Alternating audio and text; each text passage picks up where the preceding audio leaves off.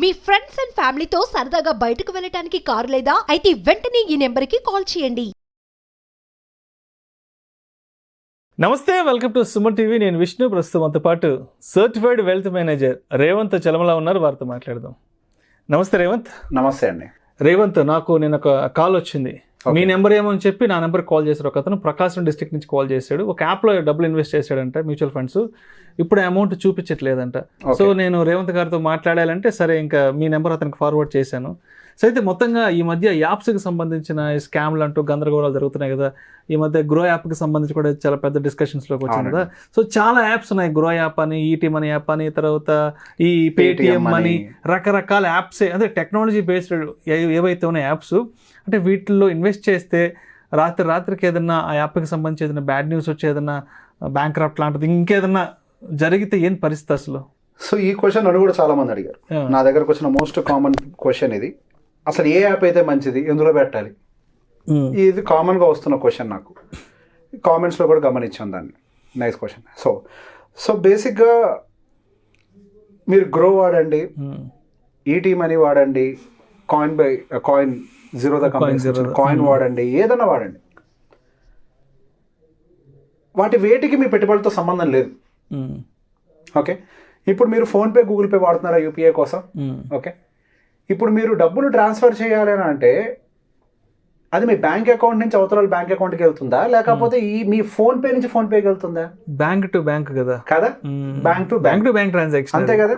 ఈ ఫోన్పే కావచ్చు, Google pay కావచ్చు, పేటిఎం, XYZ, ఏ యూపీఐ పేమెంట్ ఏదన్నా కానీ, యాప్ ఏదైనా కానివ్వండి, అవి జస్ట్ ఒక ఇంటర్ఫేస్ మాత్రమే. ఓకే, ఇంటర్ఫేస్లో గ్లిచెస్ ఉండొచ్చేమో కానీ డబ్బులు ట్రాన్స్ఫర్ అయ్యే దాంట్లో గ్లిచెస్ ఉండవు. అయితే ట్రాన్సాక్షన్ ఫెయిల్ మీ అకౌంట్లో ఉంటాయి, లేదా మీరు ఏ సోర్స్ అకౌంట్కి అయితే ట్రాన్స్ఫర్ చేస్తున్నారో ఆ అకౌంట్కి వెళ్ళిపోతాయి. అంతే కదా. ఇన్ బిట్వీన్ ఈ ఫోన్పే కానీ జీపే కానీ చేసేది ఏం లేదు. అయితే మీరు తప్పు కొడితే తప్ప. అంతే కదా. అలానే గ్రో కానీ, ఈటీ మనీ కానీ, XYZ ఏ యాప్ అయినా కానీ వాళ్ళు చేసేది ఏమీ లేదు. అవి ఒక జస్ట్ డిజిటల్ ప్రెజెన్స్ మాత్రమే. మీకు ఆ మ్యూచువల్ ఫండ్స్ అన్ని చూపించడానికి, వాటి యొక్క రేటింగ్స్ చూపించడానికి, వాటిలో ఉన్న ఫ్యాక్ట్ షీట్స్ చూపించడానికి, మీరు కొనటానికి, అమ్మటానికి. సో మీరు ₹1 కొన్న తర్వాత ఆ డబ్బులు అనేవి త్రూ BSEO, NSEO క్లియరెన్స్ చేసుకొని డైరెక్ట్గా ఏఎంసీకి వెళ్ళిపోతాయి. మధ్యలో ఏ గ్రోకో, ఈటీ మనీకో పోవు. మధ్యలో వీళ్ళ అకౌంట్స్కి డబ్బులు ట్రాన్స్ఫర్ కావు. సో ఏ డబ్బులైనా కానీ ఒకసారి వాటికి వెళ్ళి ఏఎంసీలో పడ్డ తర్వాత అవి మీ పాన్ కార్డు తోటి లింక్ అయిపోయి ఉంటాయి. సో అనుకుంటాం ఇప్పుడు నేను గ్రో నుంచి కొన్నా, గ్రో నుంచి అమ్మాలా అని. గ్రో మూతపడిపోయినా, ఈటీ మనీ మూతపడిపోయినా, లేదా నేను ఇచ్చే నా యాప్స్ ఉంటాయి నా కస్టమర్స్, అది మూతపడిపోయినా దేనికి సంబంధం లేదు. ఓకే, ఎందుకు? ఇక్కడ మీ ఇన్వెస్ట్మెంట్స్ అని దేనితో లింక్ అయి ఉంటాయని అంటే మీ పాన్ కార్డు తోటి లింక్ అయి ఉంటాయి. మీరు వెరిఫికేషన్ చేసేటప్పుడు Aadhaar based verification, KYC, pan based verification చేసుకుంటారు. అది కేవైసీ అయితేనే అసలు మీకు మ్యూచువల్ ఫండ్ అకౌంట్ ఓపెన్ అవుతుంది. ఓకే, సో బేసిక్ ఇక్కడ ప్రాసెస్ ఎలా ఉంటుంది అని అంటే మనకి 2 రిజిస్ట్రార్లు ఉంటాయి. ఒకటి క్యామ్స్, ఇంకొకటి కార్వి, కే ఫిన్టెక్ అంటాం. ఇందులో ఒక 20 EMCలు ఉంటాయి, ఇందులో ఒక 20 EMCలు ఉంటాయి.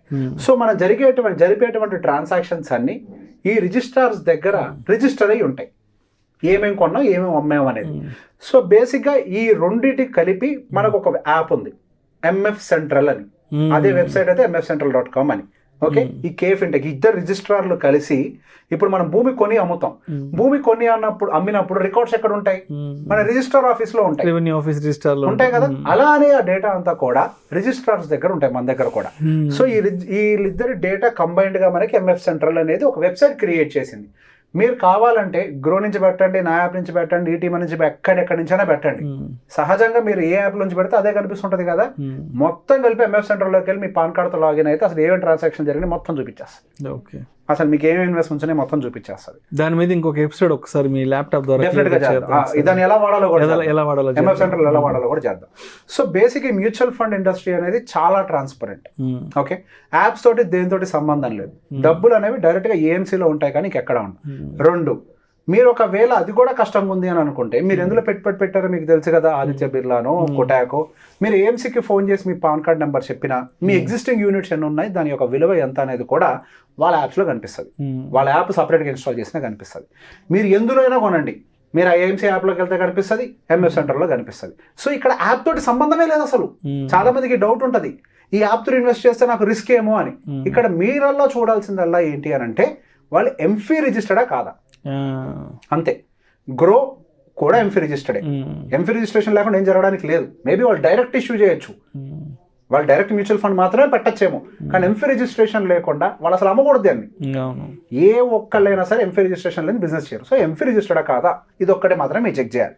వాళ్ళు ఎంఫీ వెబ్సైట్లోకి వెళ్తే ఆ ఏఆర్ఎన్ నెంబర్ ఎంటర్ చేస్తే వాళ్ళ రిజిస్ట్రేషన్ డీటెయిల్స్, వాళ్ళ మీద ఏమన్నా సస్పెన్షన్లు ఉన్నాయి అవన్నీ కూడా కనిపిస్తాయి. వాళ్ళు కనుక యాక్టివ్ ఎంఫీ రిజిస్టర్డ్ అయితే కనుక ఆ గ్రో యాపే కానివ్వండి ఏ యాప్ అయినా కానివ్వండి వాళ్ళు యాక్టివ్ అయితే కనుక మీరు దాని త్రూ పెట్టినట్లయితే మీకు ఎటువంటి నష్టం జరగదు. అండ్ ఎస్ గ్లిచెస్ కనిపించాయి మీరు గ్రో యాప్లో చెప్పారు. మొన్న మధ్య వచ్చిన కేసు ఏంటి, ఏదో డబ్బులు పెట్టాను నాకు మొన్నటిదాకా ఏదో 8 లక్షల రూపాయలు చూపించింది, ఇప్పుడు రెడీమ్ కొడదాం అంటేనేమో అవి రెడీమ్ అవ్వట్లేదు, గ్రో యాప్ నన్ను మోసం చేశారని చెప్పి రచ్చ చేశాడు ఒక అతను. సో గ్రో యాప్ కూడా ఇన్వెస్టిగేషన్ స్టార్ట్ చేసింది. అసలు నిజంగా పెట్టాడా లేదా అది మా టెక్నికల్ గ్లిచ్చా అని. ఇన్వెస్టిగేషన్ కోసం ఏంటి వాళ్ళు ఇది అడిగారు, మీ బ్యాంక్ స్టేట్మెంట్ ఇవ్వండి, మీరు డబ్బులు పెట్టుంటే మీ స్టేట్మెంట్లో రికార్డ్ అయి ఉంటుంది కదా, దాన్ని ఎవరు మార్చలేరు కదా. గ్రో యాప్ అని వెళ్ళి బ్యాంక్ డేటాలోకి వెళ్ళి డిలీట్ బటన్ నొక్కలేడు కదా. సో మీరు స్టేట్మెంట్ ఇవ్వండి, స్టేట్మెంట్లో ఎక్కడ లేదు అది, ఇది కేవలం గ్రో యాప్లో వచ్చిన గ్లిచ్ అంతే. కానీ మా వల్ల ఒక గ్లిచ్ వచ్చింది కాబట్టి మీరు ఎన్ని సంవత్సరాలు చూశారు కాబట్టి ఆ డబ్బులు మీకు ఇస్తామని చెప్పి వాళ్ళు ఇచ్చేశారు. సో బేసిక్గా గ్లిచెస్ అనేవి వస్తూ ఉంటాయి, ఎంత కొన్నామో మనకి తెలుసు కదా. అందుకే చెప్పా ఇందులో తప్పు చూపిస్తుందా, ఎంఎఫ్ సెంటర్లోకి వెళ్ళండి కరెక్ట్గా చూపిస్తుంది. అట్లీస్ట్ గ్లిచెస్ ఉన్నాయి ఇప్పటికీ గ్రో యాప్లో. ఇంకొకటి మీరు అన్నారు కనిపించట్లేదు అని, ఫస్ట్ తొందరపడకండి. మ్యూచువల్ ఫండ్కి ట్రాన్సాక్షన్ సెటిల్మెంట్ టైం అనేది ఒకటి ఉంటుంది, T+2. ఓకే, ఈక్విటీకి అయితే T+2, డెప్ట్ బేస్కి అయితే T+1. T అని అంటే ట్రాన్సాక్షన్ డే. ఓకే, మీరు ఈక్విటీ మార్కెట్స్లో 1 గంట యావరేజ్ టైం పెట్టుకోండి. యాక్చువల్ సెటిల్మెంట్స్ కొద్దిగా అటు ఇటు అవుతుంటాయి కాబట్టి మధ్యాహ్నం 1 గంట లోపల కనుక ట్రాన్సాక్షన్ చేసినట్లయితే అది ఆ ట్రాన్సాక్షన్ డే కిందకు వచ్చి నెక్స్ట్ 2 వర్కింగ్ డేస్ తర్వాత మీకు సెటిల్మెంట్ జరుగుతుంది. ఓకే, సో అదే మీరు 1 గంట తర్వాత ఈవినింగ్ పూట కనుక ట్రాన్సాక్షన్ చేసినట్లయితే ఆ ట్రాన్సాక్షన్ డే నెక్స్ట్ డేకి షిఫ్ట్ అవుతుంది. ఇవాళ డే కింద ట్రాన్సాక్షన్ డే కింద తీసుకోవడానికి కుదరదు. Next day will be the transaction day +2 working డేస్లో మీకు సెటిల్మెంట్ అనేది జరుగుతుంది. అది పర్చేసింగ్ అయినా అంతే, రిడిమ్షన్ అయినా అంతే. సో బేసిక్గా కొన్న వెంటనే కనిపించట్లేదు అని భయపడుతూ ఉంటారు. ఆ తర్వాత మీరు కొన్న తర్వాత మేబీ వరుసగా ఒక 3 రోజులు మార్కెట్ హాలిడే వచ్చింది అనుకోండి, మీకు కనిపించడానికి 5 రోజులు పట్టొచ్చు. నేను ఏం చెప్పా, T+2 వర్కింగ్ డేస్ అయి ఉండాలి. అది T+2 డేస్ కాదు, ఆ వర్కింగ్ డేస్ లో మీకు సెటిల్మెంట్ జరుగుతుంది. సమ్ టైమ్స్ 5 డేస్ కూడా పడుతుంది హాలిడేస్ వల్ల. సో కంగారు పడాల్సింది ఏం లేదు. అండ్ మీకు పర్చేస్ జరిగిన తర్వాత నెక్స్ట్ వర్కింగ్ డే మీకు ఆ ట్రాన్సాక్షన్ పూర్తయిన తర్వాత వర్కింగ్ డే రోజు ఏఎంసీ నుంచి మెయిల్ కూడా వస్తుంది, మీరు పలానా పర్చేస్ చేశారు అని. మీకు యాప్లో కనిపినంత మాత్రం భయపడాల్సిన అవసరం లేదు. కొంచెం లేట్గా అయినా కనిపిస్తుంది, టెక్నికల్ గ్లిచ్ ఉన్న కంగారు పడిన అవసరం లేదు. ఏఎంసీ కన్ఫర్మేషన్ ఇచ్చింది కదా. మీరు కొన్నదేంటి, గ్రో కొన్నారా? కాదు కదా. మీరు కొన్నదేంటి, ఎస్బీఐ రిలేటెడ్ ఏదో ఒక ఫండ్. ఎస్బీఐ నుంచి కన్ఫర్మేషన్ వచ్చిన తర్వాత గ్రోలో కనిపించలేదు అంటే కంగారు ఎందుకు మనకి? సో బేసిక్ ఇట్లాంటి కొన్ని technical glitches here and there వస్తూ పోతూ ఉంటాయి. అండ్ మోరో సెటిల్మెంట్ టైం అనేది ఒకటి ఉంటుంది. ఇవన్నీ దాటుకుంటూ పోతే మ్యూచువల్ ఫండ్ ఏం కాదు. ఇక్కడ ఒకటే గుర్తుపెట్టుకోండి, భూమిని కబ్జా చేయొచ్చు, చాలా సహజం. బంగారాన్ని దొంగతనం చేయొచ్చు, చాలా సహజం. మన ఎఫ్డీ వేసిన తర్వాత బ్యాంకు దివాలా తీయొచ్చు, చాలా సహజం. మ్యూచువల్ ఫండ్లో రూపాయి పెట్టిన తర్వాత నా దాంట్లో యూనిట్స్ మాయమయ్యాయి అనే ఒక జెన్యూన్ కంప్లైంట్ నాకు చూపించండి. రైట్, అది అసంభవం. ఇక్కడ దొంగతనం ఇప్పటిదాకా జరగంది. ఇక జరుగుద్దా అంటే టెక్నాలజీ ఏమవుతుందో నాకు తెలియదు, కానీ ఇప్పటికైతే దొంగతనం జరగంది ఏదైనా ఉంది అని అంటే అది మ్యూచువల్ ఫండ్ యూనిటే. ప్రేక్షకులకు మనవి, మీకు కూడా మీ ఇన్వెస్ట్మెంట్స్కి సంబంధించి, పొదుపుకు సంబంధించో లేకపోతే సేవింగ్స్కి సంబంధించి ఏదైనా సరే మీ ఫైనాన్షియల్ మార్కెట్స్కి సంబంధించి మీకు ఏదైనా డౌట్స్ ఉంటే ఈ కింద స్క్రోల్ అవుతున్న నెంబర్కి మీరు తెలుగులో క్లియర్గా టైప్ చేసి మీ సందేహాన్ని కనుక మీరు టైప్ చేసి కింద నెంబర్కి వాట్సాప్ కనుక పంపిస్తే మీ ప్రశ్నలకు మేము వీడియోస్ ద్వారా సమాధానాలు మీకు అందజేస్తాము. దయచేసి ప్రేక్షకులు గమనించగలరు. రైట్ రేవంత్, మీరు కూడా ఒక్కసారి ప్రేక్షకులతో మాట్లాడచ్చు. సో సార్ చెప్పినట్టుగా మాకు ప్రతిరోజు దాదాపుగా యావరేజ్గా 30 to 50 కాల్స్ వస్తూ ఉంటాయి. ప్రతిరోజు అంతమందితో యావరేజ్గా ఒక్కొక్క డౌట్ అరగంట సేపు మినిమం ఎక్స్ప్లెనేషన్ ఉంటుంది వాళ్ళ కండిషన్కు తగ్గట్టుగా. అంతసేపు మాట్లాడుతూ ఉంటే నాకు 24 గంటల సమయం కూడా సరిపోదు. మీ ఉద్యోగం మీరు చేసుకోవాలి, మా సంపాదన మనం కూడా చూసుకోవాలి కాబట్టి మా పనులు మాకుంటూ ఉంటాయి. సో అది ప్రాక్టికల్ గా సాధ్యమయ్యేది కాదు.